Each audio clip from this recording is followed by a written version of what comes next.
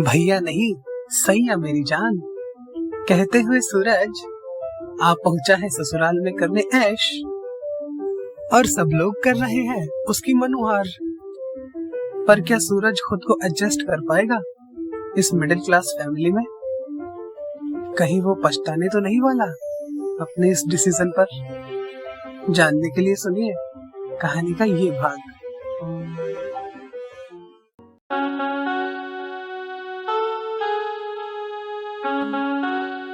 Can I hold your hand, एक खूबसूरत एहसास, कोमल अग्रवाल की कलम से निकला उपन्यास।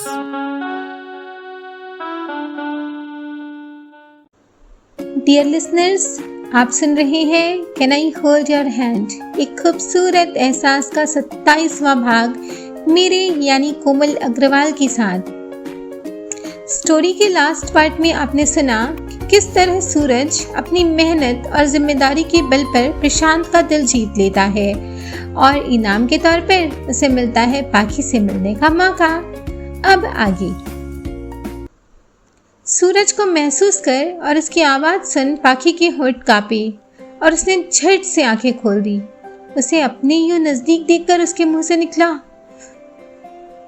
तुम यहाँ मेरे कमरे में? जाओ यहाँ से, अगर भैया ने देख लिया ना तो हमारी खैर नहीं।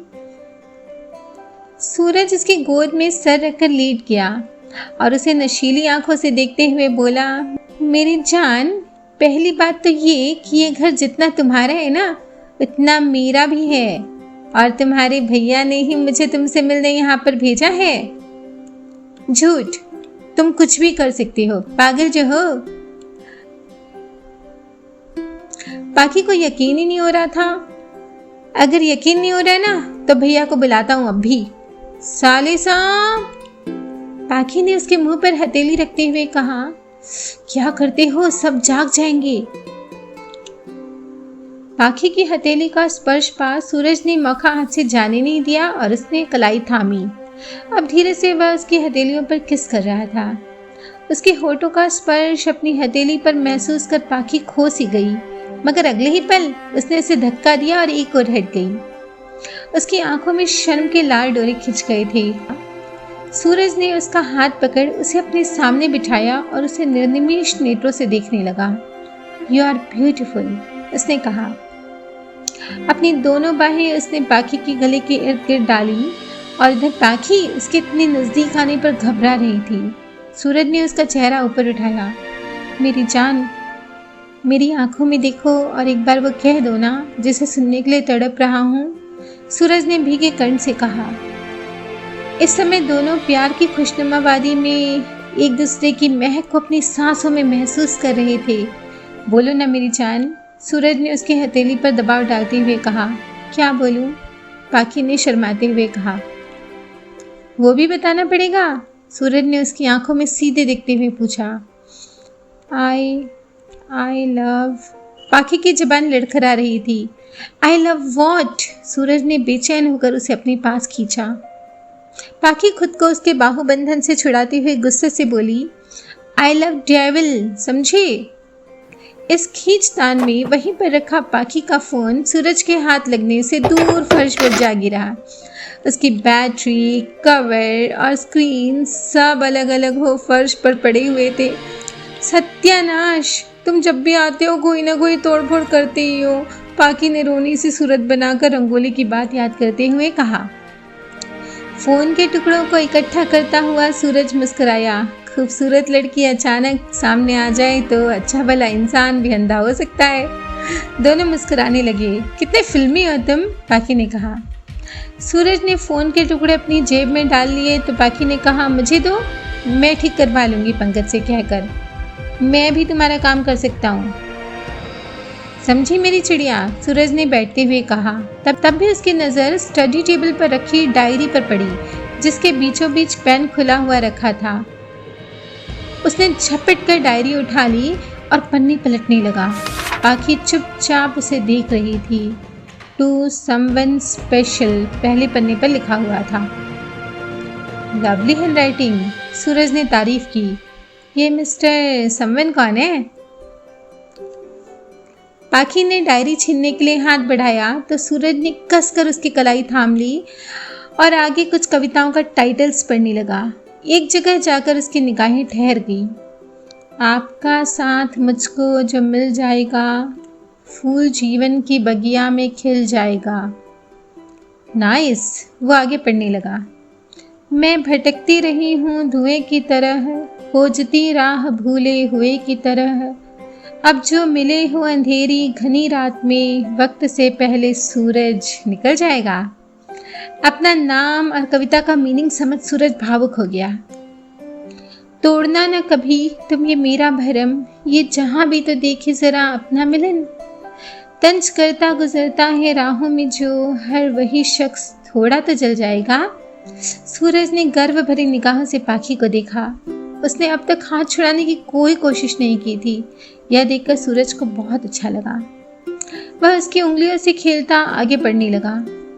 मैं समझती हूँ तकदीर का हर लिखा, इसके आगे सिकंदर शहंशाह झुका। मुझको समझो अगर अपने काबिल नहीं, ख्वाब ताउम्र आंखों में पल जाएगा। जनवरी 22, 2004। वह हैरान रह गया। यह तो प्रीत की शादी के 4 दिनों बाद वाली तारीख थी। माय गॉड, तुमने क्यों छुपाया मुझसे ये? वह पूछ रहा था। क्या बताती? पाखी ने धीरे से कहा। अब बताने की कोई जरूरत नहीं मेरी जान, मैं सब जान गया हूँ। सूरज ने उसे हक किया। अच्छा, ये डायरी कुछ दिनों के लिए ले जा सकता हूँ? पाखी ने हामी में सिर हिलाया। अब जाइए ना, भैया क्या सोचते होंगे? पाखी ने उसे धकेला। गुड, तुम्हारे तो रंग पल पल बदलते हैं, कभी तुम कभी आप।